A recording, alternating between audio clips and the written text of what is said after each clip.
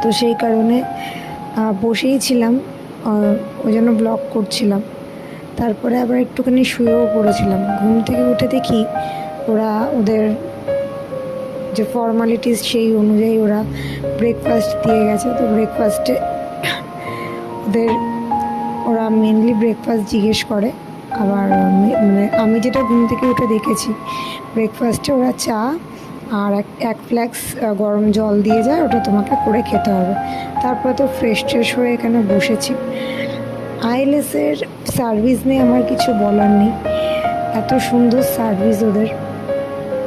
দেখো চাটাও করে নিয়েছি, এখন চাটা খাবো। এখন বাজে ঘড়িটা দেখো 7:20 মতো। তারপরে ওরা দিয়ে যাবে সকালের ব্রেকফাস্ট। তো ব্রেকফাস্টটা খেয়েছি যেটুকু পেরেছি, কারণ মুখে একদমই স্বাদ নেই। বিকেলবেলা